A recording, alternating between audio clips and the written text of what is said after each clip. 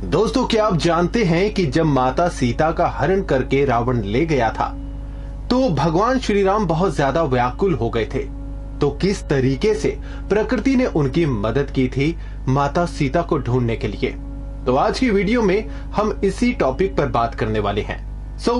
जय सिया राम दोस्तों, स्वागत है आपका हमारे इस चैनल पर जिसका नाम है राम रसायन। वन में गहरा सन्नाटा छा चुका था।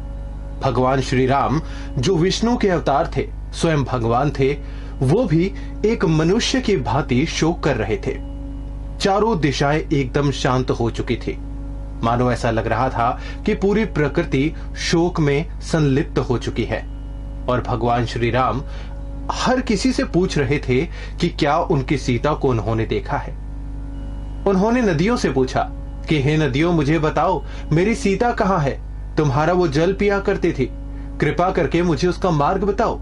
उन्होंने पहाड़ों से पूछा, उन्होंने वायु से पूछा कि हे वायुदेव, आप तो प्राण वायु देते हैं सभी जीवों को, क्या आपने मेरी सीता को देखा है? कृपा करके उसका मुझे पता बताइए। उन्होंने सूर्यदेव से कहा कि हे सूर्यदेव, आप तो सभी को मार्गदर्शन करते हैं, आप सभी को रास्ता दिखाते हैं, कृपा करके मेरी सीता का पता बताइए। उन्होंने पक्षियों से पूछा कि तुम उनका पता बताओ, तुम्हारे साथ तो वो खेला करती थी। तो दोस्तों, वो टूटकर इस तरह से बिखर गए जैसे एक पत्ता जो है वो एक वृक्ष से टूटकर बिखर जाता है, जुदा हो जाता है। उनका शोक इतना व्याकुल कर देने वाला था कि सभी दिशाएं एक शोक के सागर में डूब चुकी थी। वो कहते कि अगर मुझे सीता का पता ना लगा तो मैं जीकर क्या करूंगा। इस तरह की बातों को सुनकर उनके जो भ्राता थे यानी कि लक्ष्मण, उन्होंने प्रभु श्री राम का ये हाल देखा जो उनसे देखा नहीं जा रहा था। वो प्रभु श्री राम के पास आए, उनकी उदासीनता का हल करने की जरा सी कोशिश करने लगे और उन्होंने कहा कि हे भैया, आप तो स्वयं प्रभु हैं, आप इस तरह से अगर शोक करेंगे, व्याकुल होंगे तो किस तरह से चलेगा। आप अयोध्या के होने वाले राजा हैं, अगर आपको कुछ हो गया तो अयोध्या नगरी सूनी हो जाएगी। मैं वापस लौटकर माता कौशल्या को क्या जवाब दूंगा। ये सारी बातों को सुनकर मानो प्रभु श्री राम के मन में एक अलग से चेतना जागी हो। उन्होंने हौसला दिखाया, साहस दिखाया और वो बढ़ चले माता सीता की खोज में।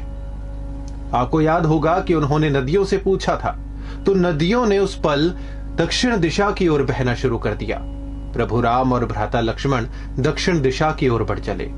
जैसे ही वो आगे बढ़े, उनको गरुड़ मिले, खून से लथपथ। उन्होंने कहा कि मैंने देखा है, सीता को दुष्ट रावण अपने साथ हर के ले गया है।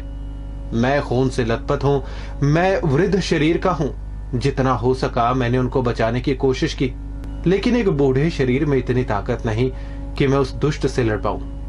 और आगे चले, उनको माता शबरी का आश्रम दिखा जो कि उनकी वर्षों से प्रतीक्षा कर रही थी। आपको याद होगा भगवान श्री राम ने कहा, सूर्यदेव से पूछा कि मेरी सीता का पता बताओ। तो माता शबरी ने भगवान श्री राम को बताया कि किष्किंधा में जो सुग्रीव हैं वो आपकी मदद कर सकते हैं। सुग्रीव जो कि स्वयं सूर्यदेव के पुत्र थे, उन्होंने अपनी सेना तैयार की और चारों दिशाओं में माता सीता का पता लगाने के लिए उन्हें भेज दिया।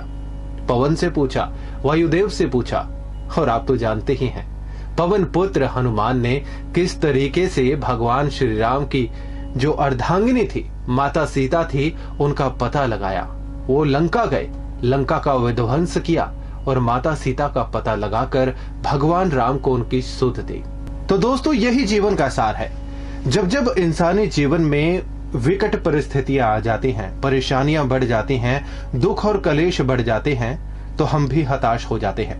लेकिन जब जब इंसान उन परिस्थितियों से लड़ने की कोशिश करता है, साहस दिखाता है, प्रभु की शरण में जाता है, तो ये प्रकृति भी उसकी सेवा और उसकी मदद जरूर करती है। तो याद रखिए, आपके जीवन में भी ये वानर सेना जरूर आएगी जो आपकी मदद करेगी, परंतु लड़ना और साहस आपको दिखाना है। भगवान की शरण में जाइए, उनका नाम जपिए।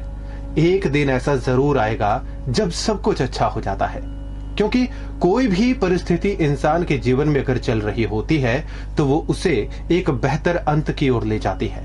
और यही जीवन का सार है। जिस तरीके से सोना अग्नि में तपता है और वो बाद में निखर कर आता है, तो उसका भाव कितना ज्यादा बढ़ जाता है। लोग उसे पसंद करते हैं क्योंकि वो निखरा हुआ है, लेकिन कोई उसकी तपिश को नहीं देखता। तो कहने का भाव ये है कि जितना ज्यादा आप अपने जीवन में विकट परिस्थितियों से, संघर्षों से तपेंगे, उतना ही ज्यादा सोने की तरह चमकेंगे भी। अगर आज जीवन में संघर्ष बढ़ रहे हैं तो याद रखिए आप सोना बनने की तरफ बढ़ रहे हैं। जो जितना ज्यादा तपता है, संघर्ष करता है, जितनी ज्यादा मेहनत करता है, वो उतना ही ज्यादा सोने की तरह चमकता है। और चमकता वही है जो खुद को संवारता है।